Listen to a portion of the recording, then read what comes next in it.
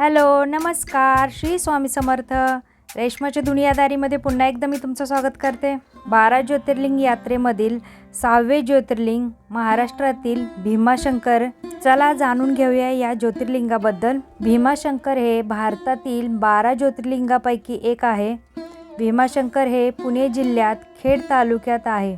या ज्योतिर्लिंगामधून पश्चिम महाराष्ट्रातील प्रमुख नद्यांपैकी एक अशी भीमा नदी उगम पावते, परंतु ती तिथून गुप्त होते आणि मंदिरापासून जंगलात साधारणपणे 1.5 किलोमीटर पूर्वेला पुन्हा प्रगटते असे मानले जाते.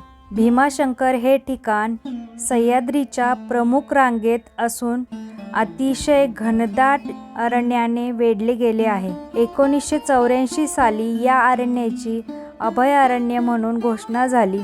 अतिशय घनदाट जंगल व तीर्थक्षेत्रामुळे हे ठिकाण पुणे जिल्ह्यातील एक प्रमुख पर्यटन स्थळ बनलेले आहे.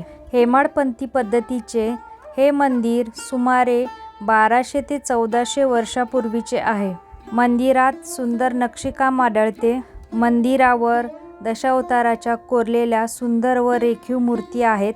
छत्रपती शिवाजी महाराज, छत्रपती राजाराम महाराज येथे भीमाशंकराच्या दर्शनास येत असत. तसेच पेशवे बाळाजी विश्वनाथ हे देखील येथे दर्शनासाठी आल्याच्या नोंदी आहेत.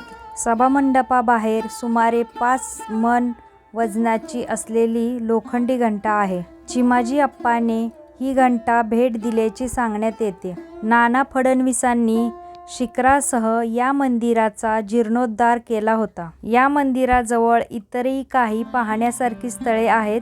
ती कोणकोणती आहेत चला बघूया. त्यापैकी पहिले गुप्त भीमाशंकर. भीमा नदीचे मूळ उगम ज्योतिर्लिंगात आहे, परंतु ती तेथून गुप्त होते आणि मंदिरापासून जंगलात साधारणपणे 1.5 किलोमीटर पूर्वेला पुन्हा प्रगटते असे मानले जाते. ही जागा गुप्त भीमाशंकर म्हणून ओळखली जाते. दुसरे पाहण्यासारखे स्थळ म्हणजे कोकण कडा. भीमाशंकर मंदिराजवळच पश्चिमेला हा कडा असून त्याची उंची साधारणपणे 1100 मीटर इतकी आहे. येथून अतिशय विहंगम असे दृश्य दिसते. अतिशय स्वच्छ वातावरणात पश्चिमेकडचा अरबी समुद्र सुद्धा दिसू शकतो. कोकण कड्यासारखीच आणखीन एक पाहण्यासारखं ठिकाण आहे सीताराम बाबा आश्रम. कोकण कड्यापासून एक रस्ता या आश्रमाकडे जातो. घनदाट जंगलात हे ठिकाण आहे. गाडीने या ठिकाणी पोहोचता येते. असंच दुसरं ठिकाण नागफणी आहे. आश्रमापासून नागफणीला जायला पायवाट आहे.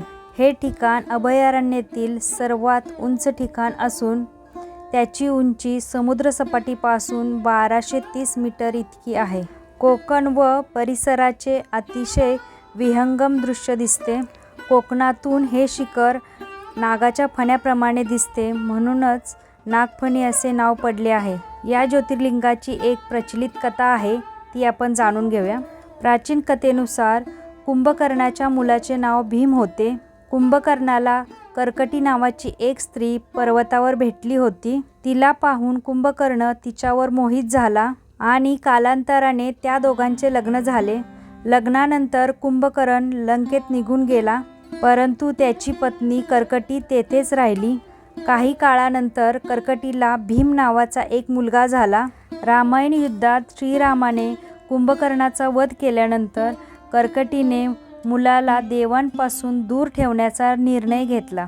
भीम मोठा झाल्यानंतर त्याला आपल्या वडिलाच्या मृत्यूचे कारण समजले. त्यानंतर त्याने देवतांचा बदला घेण्याचा निश्चय केला. भीमाने ब्रह्मदेवाची कठोर तपश्चर्या करून सर्वांपेक्षा ताकदवान होण्याचा वरदान मागितले. त्या काळी कामरूपेश्वर नावाचा एक राजा महादेवाचा मोठा भक्त होता. एके दिवशी राजाला महादेवाची पूजा करताना पाहून भीमाने राजाला महादेवाची नाही तर माझी पूजा कर असे सांगितले. राजाने भीमाच्या आज्ञेचे पालन केले नाही. यामुळे क्रोधित झालेल्या भीमाने राजाला बंदी बनवले. राजाने कारागृहातच शिवलिंग तयार करून त्याची पूजा करण्यास सुरुवात केली. भीमाला हे पाहून खूप राग आला आणि त्याने तलवारीने शिवलिंग तोडण्याचा प्रयत्न केला. असे केल्याने शिवलिंगातून स्वतः महादेव प्रकट झाले. भगवान शिव आणि भीमामध्ये घोर युद्ध झाले. युद्धामध्ये भीमाचा मृत्यू झाला. त्यानंतर देवतांनी महादेवाला कायमस्वरूपी येथेच वास्तव्य करण्याची विनंती केली. त्यानंतर शिवलिंग रूपात याच ठिकाणी महादेव स्थापित झाले. या ठिकाणी भीमाशी युद्ध केल्यामुळे या ठिकाणचे भीमाशंकर असे नाव पडले. तर या ज्योतिर्लिंगाला कोणकोणत्या मार्गे पोहोचता येईल ते पाहूया. भीमाशंकरसाठी जवळचे रेल्वे स्टेशन पुणे आहे. पुण्यापासून भीमाशंकर 125 किलोमीटर दूर आहे. पुण्याहून भीमाशंकरसाठी दर अर्ध्या तासानंतर नियमित बस सेवा मिळते.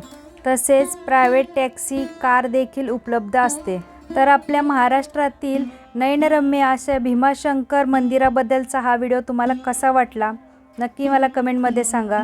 जर व्हिडिओ आवडला तर व्हिडिओला लाईक करा, शेअर करा, जास्तीत जास्त सबस्क्राईब करा. पुन्हा भेटूया आपण अशाच एका व्हिडिओमध्ये. तोपर्यंत सगळ्यांना श्री स्वामी समर्थ. जय जय स्वामी समर्थ.